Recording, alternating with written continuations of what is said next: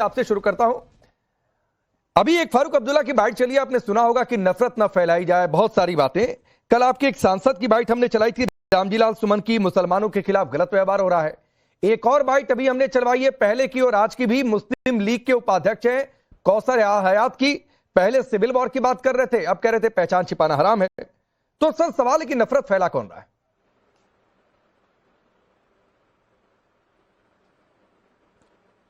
देखिए, ये एक तो देश भर के दूसरे राजनीतिक दलों के लोग कहां क्या कौन सा बयान दे रहे हैं, उस पर मैं जवाब देने के लिए अधिकृत नहीं हूं। मेरी पार्टी अगर कहीं कोई बात करी है तो उस पर मैं जवाब देना जरूर चाह रहा हूं। लेकिन आपने ठीक सवाल पूछा कि उत्तर प्रदेश में नफरत कौन फैला रहे हैं।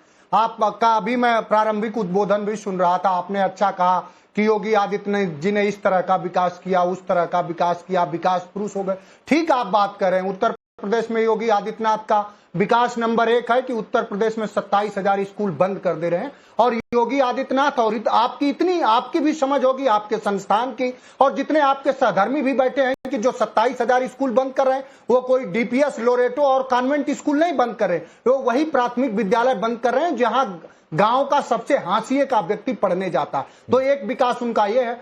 उत्तर प्रदेश में दूसरा विकास आपको बता रहे हैं कि अगर किसान के दरवाजे पर आप जाएंगे, चंदौली से लेकर के गाजियाबाद तक, गाजियाबाद से लेकर गाजीपुर तक, तो छुट्टा पशुओं की भरमार है। आज यहाँ के शिक्षा मित्र आत्महत्या को तैयार हैं। 69,000 शिक्षक भर्ती के लोगों को न्याय नहीं मिला।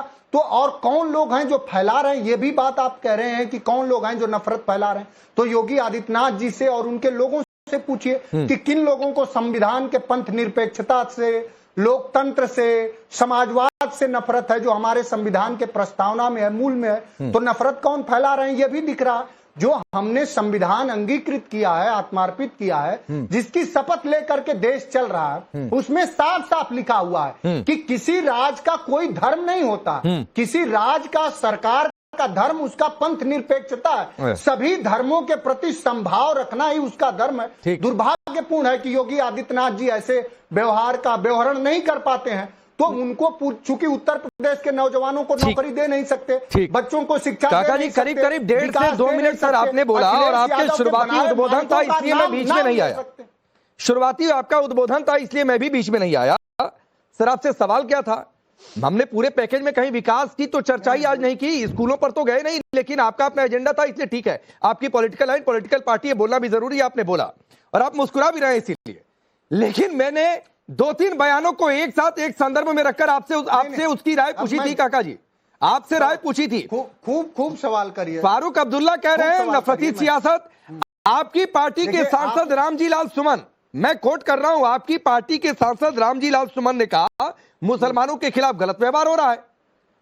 कौसर हयात पहले सिविल वॉर की बात करते थे, अब कह रहे नहीं पहचान छिपाना हराम है। तो या तो नेम प्लेट लगाने की बात कहकर मुसलमानों के खिलाफ गलत व्यवहार हो रहा है, या तो ताजिए में नियम की बात कहकर मुसलमानों के खिलाफ गलत व्यवहार हो रहा है। और अगर नियम लगाना गलत व्यवहार है तो दरभंगा में चले जाइए, हाई टेंशन तार की चपेट में आकर लोग झुलस गए। तो मुसलमानों के खिलाफ कौन है सर, मुझे बता दीजिए। नहीं, देखिए, मुसलमानों के खिलाफ और इस देश में दलितों और पिछड़ों के खिलाफ कौन है? इस देश में मुसलमानों के, दलितों, पिछड़ों, आदिवासियों के खिलाफ भारतीय जनता पार्टी है।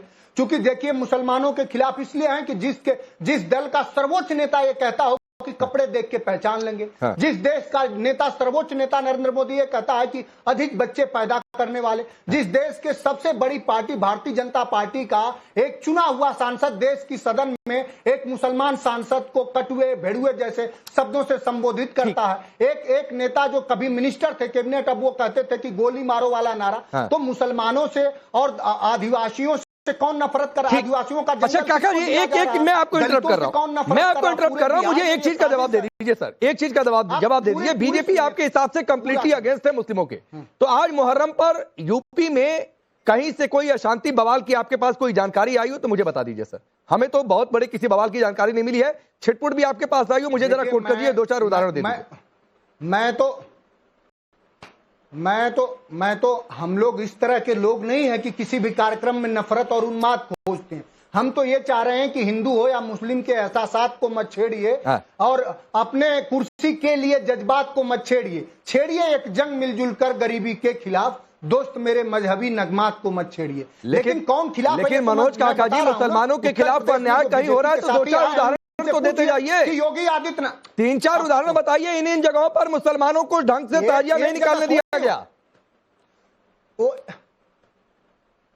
एक क्या हजार उदाहरण मैं आपको बता रहा हूं ना। उसी पश्चिम उत्तर प्रदेश में अलीगढ़ में 4 मुसलमान लोगों को मार दिया गया कि गो मांस ले जा रहे हैं। नहीं, आज वो मांस वो मांस ले जा रहे हैं। ये आज की घटना है। हाउस भारतीय जनता पार्टी चलाती है। ये आज की घटना है। कमीशन बीजेपी लेती है। ये आज की घटना है काका जी। और Bharatiya Janata party electoral bond के तहत अरे ये आज की घटना है। एक तरफ गोकस्सी कराता है स्लाटर हाउस, ये आज की घटना है। और दूसरे तरफ वो गोरक्षक बनता है। तो इस तरह के दोहरे चरित्र। अरे मैं पूछ रहा हूँ आज की घटना है। किस तरह का अगर ये सरकार मुसलमानों के अगेंस्ट है तो आज तजिया का जुलूस शांति से नहीं निकलना चाहिए था। जरूर 2-4-5 जगह 10 जगह बवाल हो जाना चाहिए था। मैं आपसे पूछ रहा हूँ यूपी में कहीं कोई बवाल हुआ है तो बताइए। आप नहीं बता पा रहे हैं। मुझे तो मैं आपके ही सवाल का जवाब दे रहा हूं। यूपी में एक दिन नहीं रोज बवाल हो रहे हैं और रोज हत्याएं हो रही हैं उत्तर प्रदेश में। एक अपराध नहीं है, रोज हत्याएं हो रही हैं उत्तर प्रदेश में। और आप जान नहीं पा रहे हैं। आपको अलीगढ़ की घटना मैंने बताई कि नहीं बताई? सर मैं अभी आपसे पहले आज की घटना पूछ रहा हूं कि कहीं कोई बवाल हुआ। मनीष भाई, उत्तर प्रदेश में क्या क्या हो रहा है? मनीष भाई, हाथरस में क्या हुआ? बेटी आप लोग अगेंस्ट द मुस्लिम है, बावजूद इसके कि आज मुहर्रम पर सब कुछ अभी तक यूपी में कमोबेश, यूपी की मैं कम से कम बातचीत करूंगा, सब कुछ शांतिपूर्वक रहा। फिर भी आप लोग मुस्लिम क्या चाह रहे हैं? क्या भारतीय जनता पार्टी? देखिए एक मिनट मनीष भाई, मनोज जी कुछ कह रहे हैं। चाह रहे हैं कि उत्तर प्रदेश में दंगे हो जाए? नहीं, बिल्कुल नहीं चाहता हूं। मैं यही तो कह रहा हूं। इसको कम से कम अपने मैं यही तो कह रहा हूं। क्यों कोई चाहेगा कि दंगा हो जाए? नहीं है।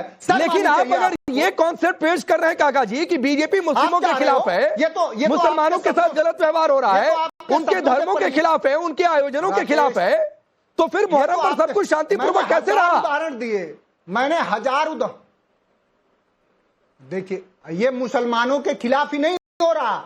मुसलमानों के खिलाफ, दलितों के खिलाफ, पिछड़ों के खिलाफ जो लोग भी चाहते हैं कि भारतीय जनता पार्टी मनुवाद लाना चाहती है। अगर मनुवाद लाना नहीं चाहती, संविधान से चलना चाहती है। चलिए मनीष भाई आप रिप्लाई करिए। हो गया मनोज काका जी, 3-4 मिनट 5 मिनट में आपके पास था।